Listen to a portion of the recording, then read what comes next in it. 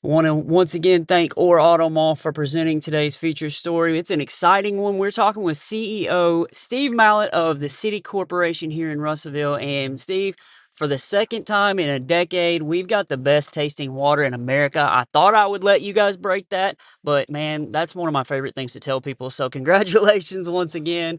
How does it feel? It feels great. That was something when it happened back in 2016. I thought, wow, this is probably a once in a lifetime event.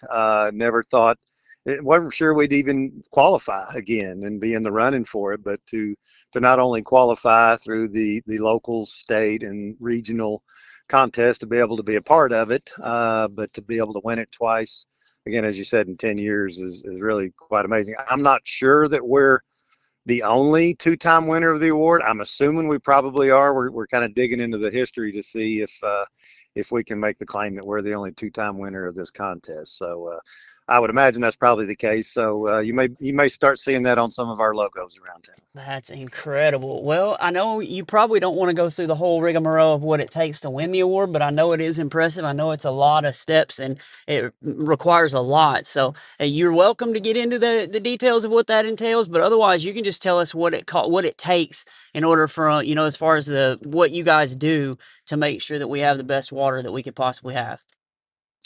Okay, yeah, it all starts with our water source, and we have the Huckleberry Creek Reservoir just north of Dover. It's over 400 acres of about as pristine a water source as you can start with. So we're very fortunate. It's not luck that happened. Obviously, that was a result of a lot of hard work of past staffs and board members and the community and the city all supporting the construction of that back in 1997, and we've been enjoying the fruits of that for many years.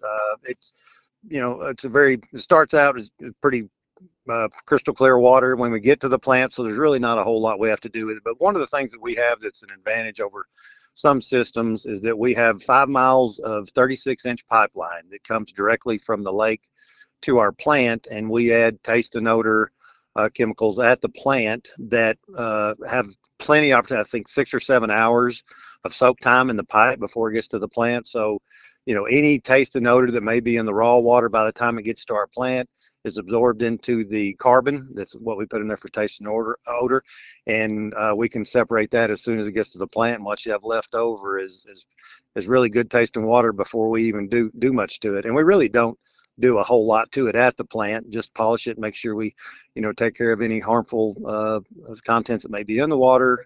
Then we treat it with a little bit of chlorine so that it's safe once it gets into the system, but not enough to materially affect the taste, obviously, which is, again, has been proven by us winning the national contest. So, what does that look like as far as just going the contest? Is it a blind taste test? How do they decide who's the best? Well, there's actually two categories. They have one category that is a panel of selected judges. I don't know exactly how they select them, but they have a panel of three people that sit at a table, and they individually test all of the 32 different samples. So we were amongst 32 other regional samples, not only from the United States, but I think Canada, uh, possibly down in Mexico, the American other provinces that we have around the country. So it's 32 samples, and they go through each one of them one by one, look at it, clarity, taste, and such. Uh, we were in the top five. We know we were in the top five of that category. That's one that we haven't won yet, but we were in the top five, but didn't win that one. But the other is a People's Choice contest. So it runs concurrent with the exhibit hall, and all the attendees going through exhibit hall have a period of time where they can go over and they can test all 32 samples.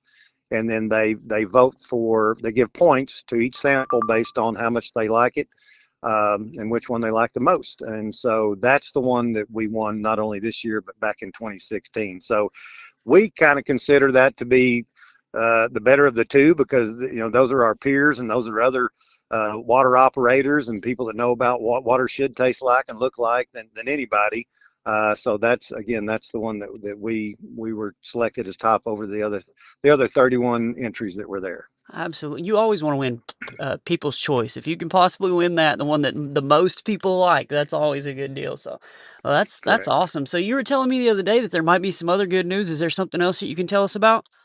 While we were there, we also visited with our representative, Bruce Westerman, and talking about looking at a possibility of having a second water source somewhere north of our existing lake.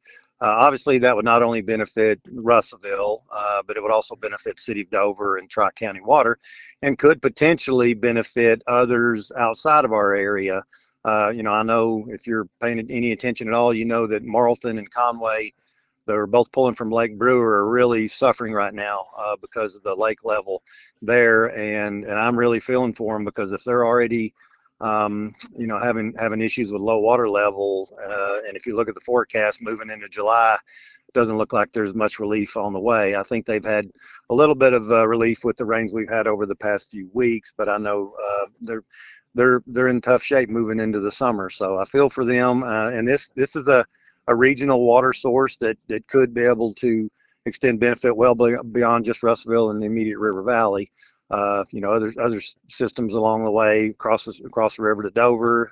We still have a connection to them that they basically use right now in times of emergency. But it would, obviously be nice to know that we had enough water, raw water and/or finished water, depending on what was needed from our neighbors in the area. So yes, it truly would be a regional water source, and we Bruce Westerman, he's on a lot of committees that would impact this project, Game and Fish, the Corps of Engineers, Forest Service.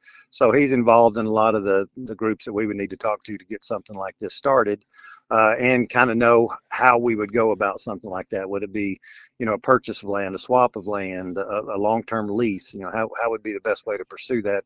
And in what areas could we do that? So, but he's committed to help us, and his staff was very helpful. And so hopefully within the next few months, we'll be moving towards something a little more concrete as far as maybe what to pursue and what to ask for at the federal level.